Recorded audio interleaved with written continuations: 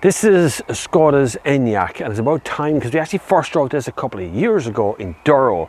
It feels like 10 years ago because of COVID lockdown, but no, this is it, it's here, and I think it's actually the best looking car to come out of the Volkswagen group in years. Look at this thing.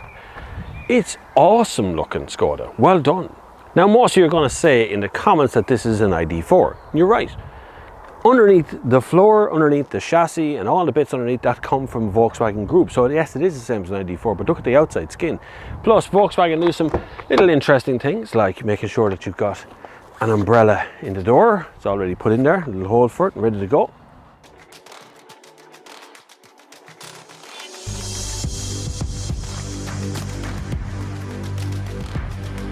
Actually, on the inside of the car where most of the changes have taken place, as you can see, there's a massive screen here in the middle of this now, and the layout is very good as well. And the minute you put your foot on the brake here, the whole car starts up for you, which is quite nice as well. Obviously, we've been doing that a while now, electric cars. Like there's just so much going on. I do have a problem with the massive touchscreen, that all the air conditioning needs are actually held indoors, but it is quite nice. It's fine, it's okay. I hate touchscreens. If I'm honest with you, I hate touchscreens.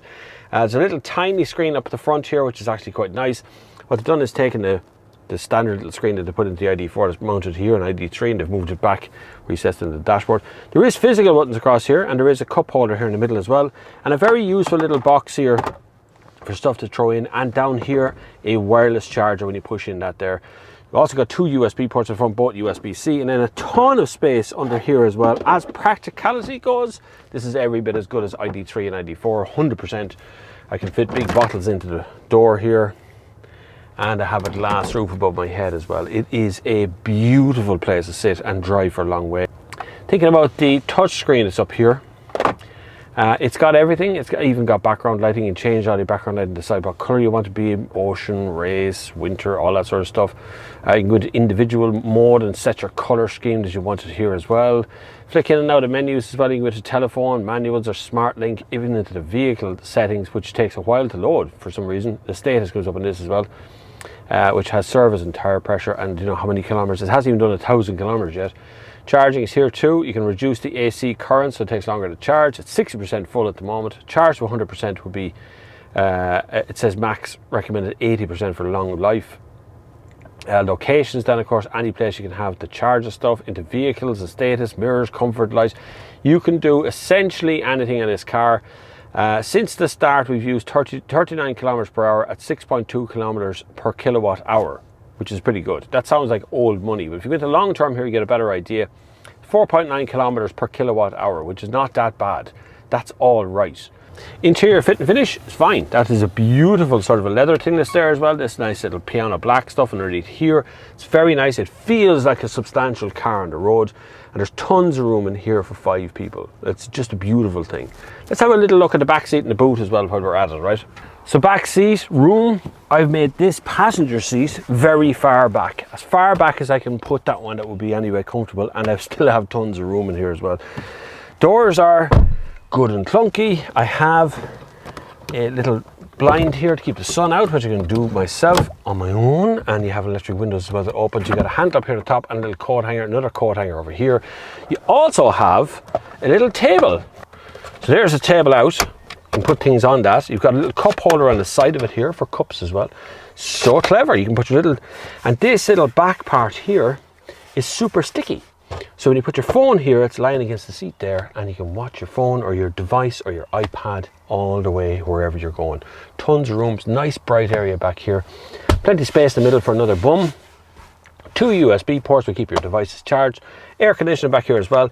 Really, really cute little back seat. Perfectly laid out, Skoda. Well done. Thank you for coming to my TED Talk. Anyway, let's flick into the boot and see what that's like. Before I go out of here, actually, I'll just show you this. There is a big armrest in the middle. I should have said that. And you got a cup holder in the middle and a little sort of a pen holder in the back, which looks very delicate. And you have a load-through facility. You want to load something big when IKEA is open again now. That's there. And one touch, and it's 60/40. Not a flat floor, and there's quite a ramp on that, but it's 60/40 nonetheless. Plenty of room here for one single person to sit back and drive on wherever they're going and still load all your stuff in beside. Really good for, you know, camping or surfing or outdoor activity stuff. So boot space is like this. Electric. This is the 80 version of it as well. So boot space, there is tons of. This is the smartest boot in the world. First of all, the space to sit underneath the cover here, yeah, which is pretty good.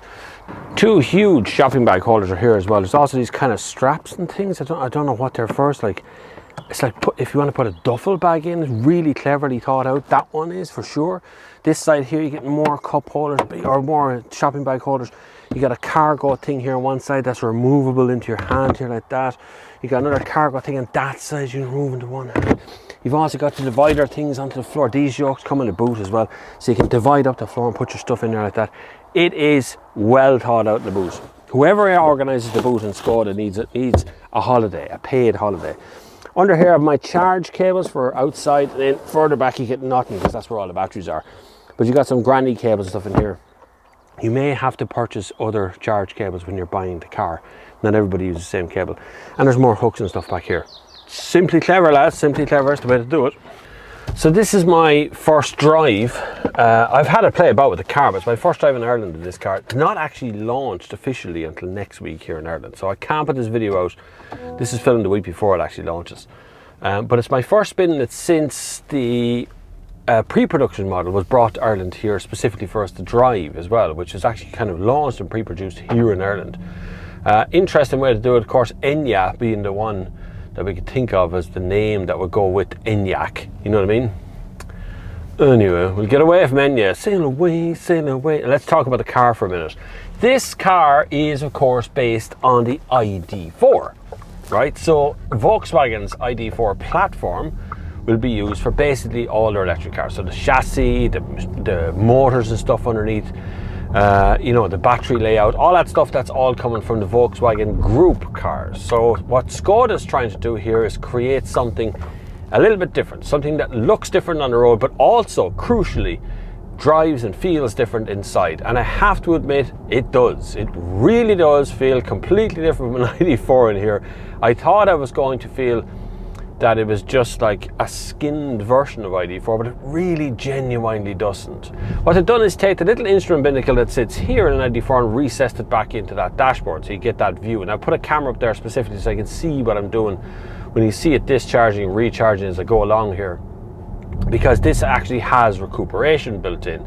You can leave it on auto and let it do its thing, or you can mess with the paddles yourself and change the recuperation down. I find auto is actually pretty intuitive, if I'm honest. As I'm driving along, it's pretty easy for the car to deal with what's going on as well.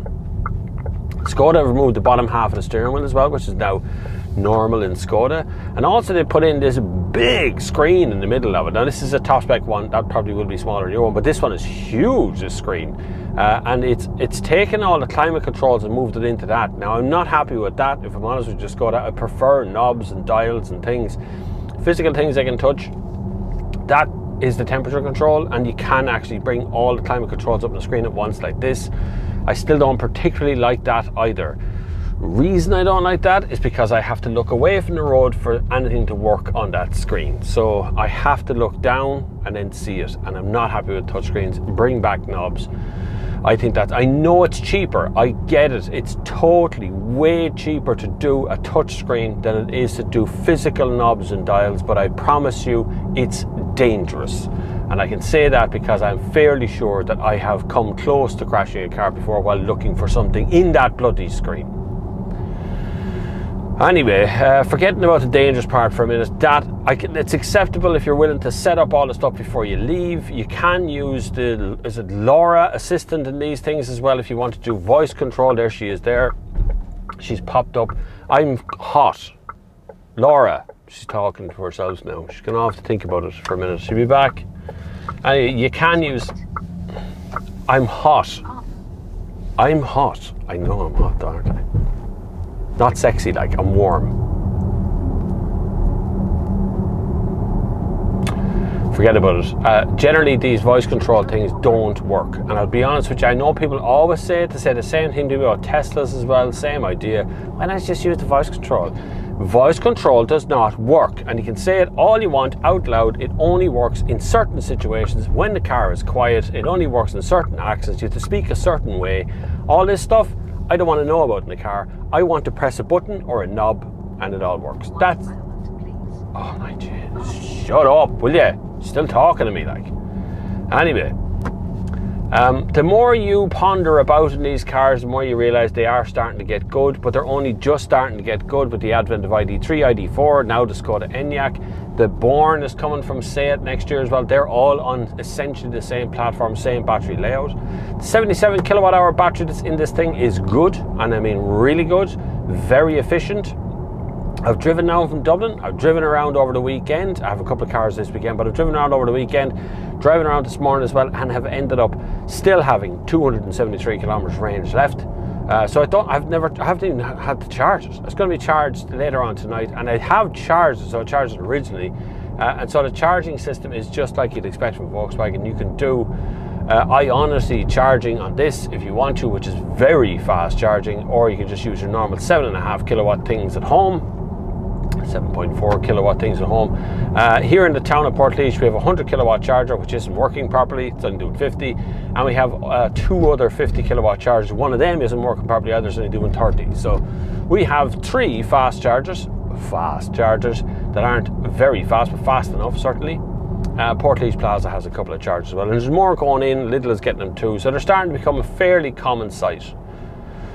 This, I believe, is Skoda's finest hour, if I'm honest. This is as good as it gets, and this has become my #1 electric car because it's better than a car. It's an SUV, it's perfectly placed in the market to be a dominant force in the SUV market now, I believe. I think people are looking to buy these SUVs. I totally get why people like them as well.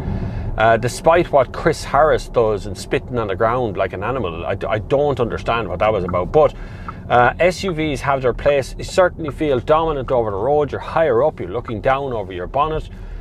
Some of them actually drive okay. Some of them seem to be pretty efficient at what they do. These ones, particularly this one, is going to be a super efficient car because you just drive it like a normal car. You know, you're dropping the kids to school, you're picking up the shopping, maybe taking a weekend away. All these kind of things, they're all quite normal in these sort of cars, and you'll have a lovely time in them.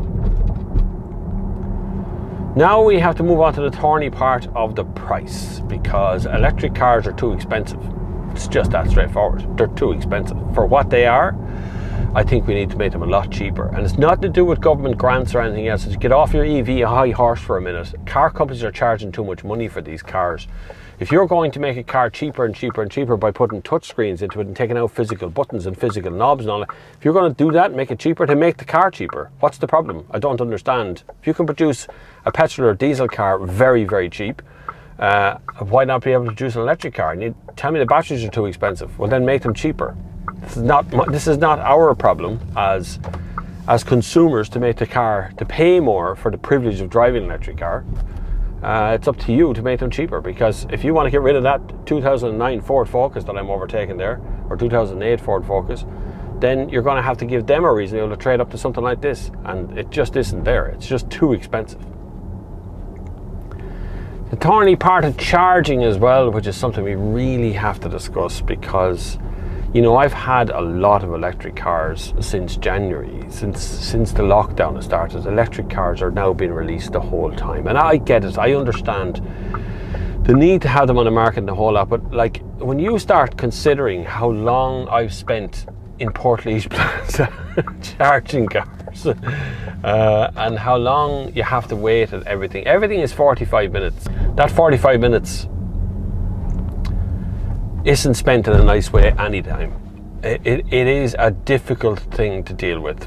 45 minutes of hanging about in a petrol station that has no cover over it.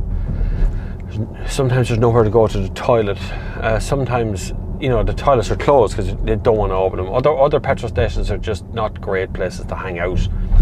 The further west you go in a town, particularly west, I feel it's just been ignored down around Cork, Kerry, Galway, Mayo, any of those places. It's just like let's just ignore the electric car entirely. We don't need to worry about it. It's fine. Hardly anyone has one down here, so why would we put in a charge point?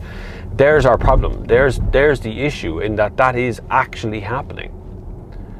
There just isn't enough charge points. They're only on motorways in big service stations, and that's the last place you want to be hanging out all day. I know it's places to go and sit and eat, but realistically, a tour of Ireland via various petrol stations is not my idea of fun. And then there is that moment when you're driving off somewhere into the back end of nowhere and you're thinking, have I got enough charge to get back? It does occur. I've driven enough electric cars now, boys, to take that pressure off that statement. I know well how much in your head it's like, what is going on? How do I? That's not possible. I don't think I can make it back. I'm going to get home at 5% battery. I see the posts on Facebook from EV owners across the country going, wow, I made it home last night with 3% battery. Aren't I great? And you're thinking, well, no. I'd rather come home with some fuel in the tank, if I'm honest with you. I got a DM from someone who's bought an electric car, and they say that their electricity bill has gone up considerably. And when I asked them to go and check, you know, has your petrol bill, like, because you got rid of your petrol car to replace with an electric car, that must have gone down. And they go, well, no, we didn't actually get rid of our main car. We bought another car, which is an electric car. So now they have two cars when they only had one, and the electricity bill's going up. But the problem there is they have two cars. They now have doubled the amount of cars they have to have an electric car. And I know these extraordinary tales, but realistically, the pressure on people to change over to electric is quite high now, and that's very unfortunate, I think. Would I buy an electric car? Yes, as a second car, no problem. If I wasn't getting test cars like this regularly to drive, and I had to have my own two-car garage, there isn't an electric car in the market that really would suit my needs of the way I work.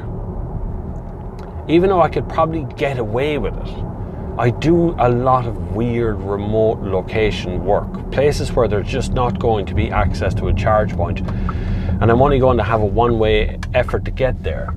And I'll give you a good example of that, in that I work sometimes in Rally School Ireland, right? So Rally School is in Monaghan. It's just shy of the border, about 5 to 10 kilometers shy of the border up there, right?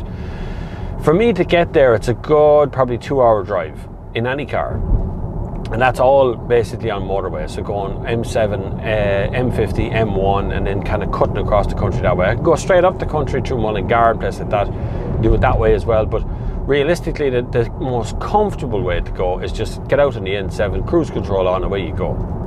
To make that journey, to actually make that journey in almost all electric cars outside of the very top end of the bracket, outside of the ones that are plus 50 grand, I would have to charge at least once along the way, even starting with a full charge, because on the other end there is no chargers. Now that's not to say that Rally School Ireland can't charge the car, but in that area, in that location, I would actually have to cross the border to charge the car, the nearest car charger for me. So I'd have to stop at a service station on the way up, which makes my journey 2 hours and 45 minutes at least.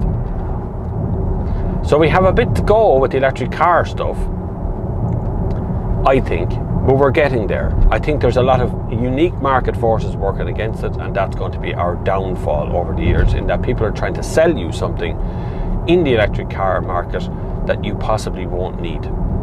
So to sum up the Enyaq, Enyaq is now the best car for electric needs on the market in Ireland today. Actually, probably on the market nearly anywhere today, because I've driven pretty much every electric car there is to drive, and even the bigger, faster, massive models. I've had a spin on all of them as well, and like, there's nothing else like this. There's nothing. There's nothing as good as this. Nothing as clever as this. Would I buy an Enyaq? Bloody right I would. I think this is really good. I think this is the best electric car in the market today at the moment. It handles well, damping is good. There still feels like there's a big old concrete bag of stones or some stuff in the boot of the car as you're driving along, but all electric cars kind of feel heavy down the back anyway. They all feel like you're carrying around a granite block in the boot, and that's because all of the weight, instead of being a big engine out the front that would be over or between the two axles, you've got this huge tray of batteries underneath the floor, and they often stuff the excess batteries that they want to do into the boot area, so it all goes in there. There's nothing I don't like about Skoda Enyaq. I think it's a really, really good car. I think it's definitely worth your time having a look at this thing. I will get a more, I suppose, in-depth review at some point in the future. I'm looking forward to it again, as it's just a lovely car to be in. I really have enjoyed my time in the Enyaq today. And I think Skoda's gone onto a winner here. I really do. And I think the customers are onto a winner as well, because this car is more built for consumers than most of the other cars out there.